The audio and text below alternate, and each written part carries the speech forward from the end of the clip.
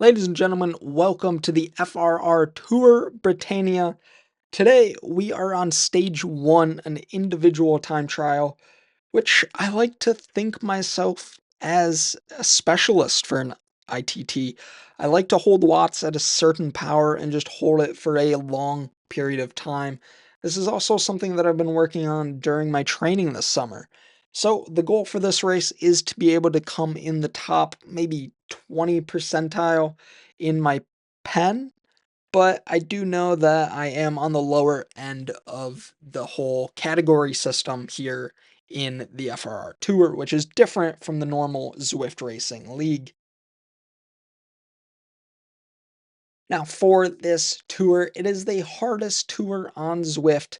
For this, it's 10 stages over 10 days, and there's a total of 372 kilometers of racing and 5,505 meters of climbing.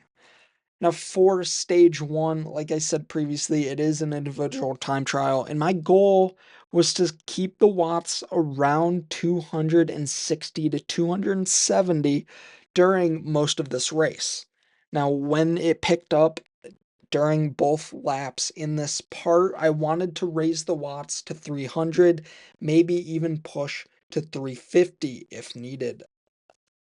Now, I do this and I quickly realize that I'm not really able to hold the watts that I wanted to. I kind of got a little uncomfortable holding at a low wattage as I watched people fly by me, and I kind of pushed a little harder than I probably should have. I got my heart rate all the way up to 180 there, which, we're not even a quarter of the way into this race, and getting your heart rate near the max is not ideal, especially if it is a individual time trial. So I kind of am on the back foot at this point of the stage, but I am at a good average wattage of 280. Now I know this is going to go down, it's going to get lower, but keeping the watts high is important at a stage that's an individual time trial that's also somewhat short. Now, moving on into this race, my legs are kind of already feeling it. I rode outside twice before this just because of how nice it was in my area as November comes. I'm lucky to be able to ride outside in October and November, so I'm going to take those days either way. Now, knowing that I am doing the FRR Tour, maybe I shouldn't have, but whatever. So getting back into this race, starting the second lap, we've got 6.6 kilometers left, and we're already 15 minutes into this race. By my calculations, I'm probably not going to finish as fast as I thought I was going to, based on heart rate, based on how my legs were feeling, but I knew that I had to at least push the effort and get a good time during this first stage.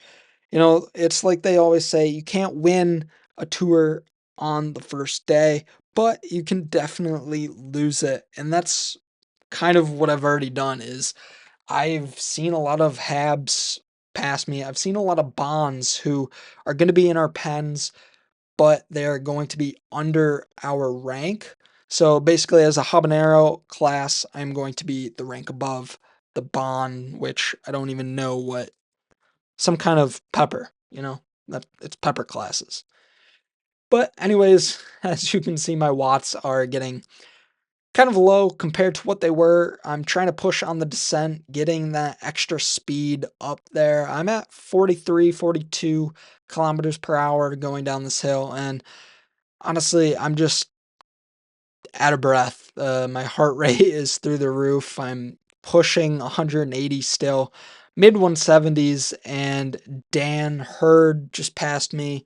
I have another Johansson pass me. I mean, honestly, I'm in rough shape, but I'm gonna get it done. I'm gonna finish, and I'm probably, by the looks of it, gonna finish around the 25-minute mark. My goal was to get into the 24s, but I'm 30 seconds from the finish and over a kilometer away, so that's not going to happen. And I'm going to slow things down for you right here at the end and talk about, I guess, what I should expect through this tour, and that's to be fighting. I want to be fighting for a jersey. If it's the green jersey, if it's the polka dot jersey, if it's the GC yellow or gold jersey, I want to fight for something even though I'm not the fastest rider in my category. It's tough to do these races and know that you are not the fastest. You're actually one of the slowest. So I want to be able to at least finish the whole tour and not come last. Now, my first time is 25:33, kind of disappointing, but based on all the factors that are kind of in this, I'm all right with it. So for every route, I'm going to be going through the leaderboards for the three different jerseys, which are the yellow, which is the GC, the general classification, which here we are in 116th. Not too good, but just depending on all the factors and also being a low habanero, I'll take it. 25:33, which is 2 minutes and 2 seconds from first place. So I guess not the worst. Moving on to stage 2, we have the Muckle Inn, the Merkel Yin, Muckle Inn, Yin, whatever you want to call it. A total of 47 kilometers with 570 meters of climbing in Scotland. Now, I've really never been a fan of racing in Scotland just because of how punchy the course is. I'm not great at these punchy courses. I struggle on the climbs. It's just not a course. It's not a world for me. But I know I need to do one thing, and that's to put down the power on the breakaway Bray reverse, which is considered one of our sprint points during this stage. Sprint points are for the green jersey, and there are no first through the segment points, but fastest across the line, or fastest through the segment, not the FAL points. Excuse me. And we're really not going to be the fastest one in this category, so we're going to move right on to the next part of the race. And everyone catches up with us, and this is kind of where my legs are already starting to feel it about 12, 13 minutes into the race. As we start the Summit North KOM, I know I'm not going to be able to stick with these front people, but what I can do is at least try and stick with a group that's near the top and maybe even close down with some people during the halfway point into this race. Now, there's total of 2 laps, which means I'm going to need to fuel up and really hold on strong with the amount of climbing there is. And I I actually have 2 issues in this race, which I don't quite remember when they were, but I dropped one of my AirPods, so I needed to grab that.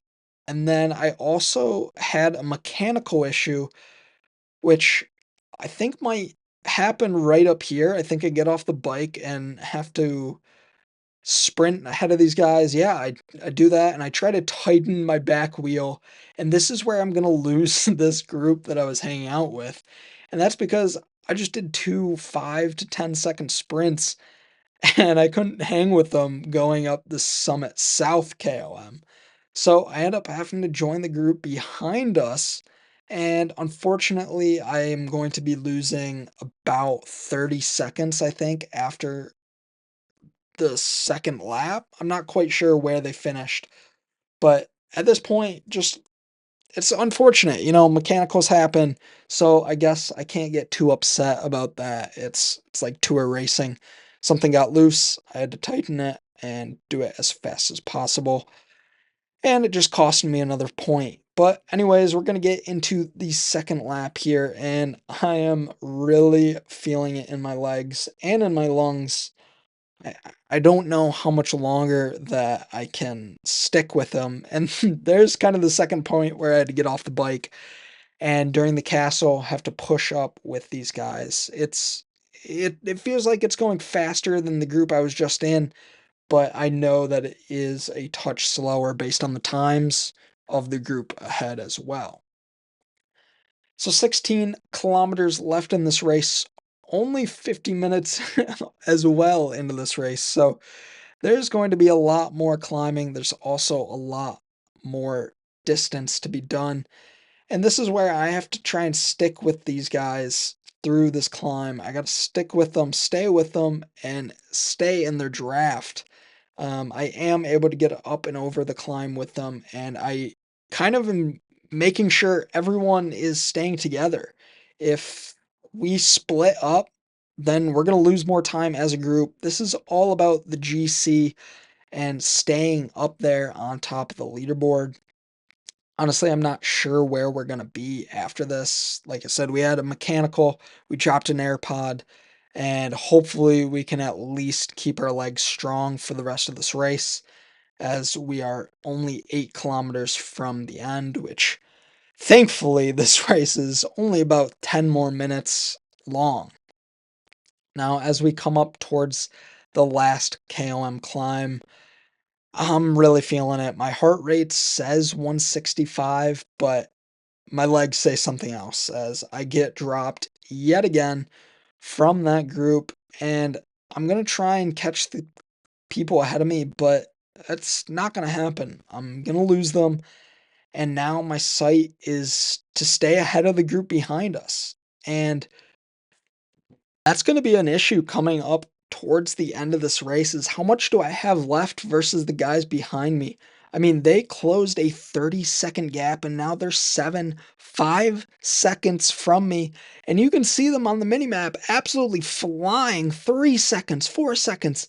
And luckily, I'm able to cross the finish line ahead of them in 35th place in my pen, a total of 4 minutes and 41 seconds from first place, which that guy will eventually be upgraded and no longer in this category. But still, there's a lot of other racers that are in that time frame. So I know I have a lot of work to do. I have to make sure I have some good races coming up here if I want any kind of conversation in any of the different leaderboards. Now, after such a hard round two, we ended up moving up the GC to 92nd. Now, we are going to move up the GC and all of the other leaderboards quite quickly based on people not continuing or skipping a stage and whatnot. But with 2 stages under our belt, we are 6 minutes and 43 seconds behind the leaders, and honestly, a total of an hour and 43 minutes, which, um, as you can see, actually, that time there is going to be different from people around us because of something called an E gap, and that's just something that the FRR Tour admins calculate based on size of the group and who's signed up for races. So sometimes there's going to be people that have a shorter time below us and also going to be ahead of us with a longer time. So if I have an hour 43 with 25 seconds, someone could have a hour 41 and be behind me in the standings, just so you understand. Now, moving on to the green jersey, this is the first time we will see the green jersey during any of these stages, and we're doing pretty well for ourselves. We are currently in 29th place with a total of 715 points. Now, these are based on times and everything else, including how many people are in the race, what times they get, everything like that. But anyways, we're in 29th out of over 100 riders, so honestly pretty good for the sprint jersey. Now moving on over to the polka dot jersey. I'm currently even farther back than I was for the yellow jersey. I am in 86th place after 2 rounds, 2 stages, technically 1 with green and the polka dot being in play. But 343 points isn't going to get it done, and that is definitely not going to be the jersey I'll be winning during this tour. So thank you all for watching my FRR Tour update here for stage 1 and 2. We'll have stage 3 and 4 up shortly. And again, this is the hardest tour on Zwift, and I am nowhere the top step. So hopefully we're going to keep grinding, move our way up the GC, and also get that green jersey.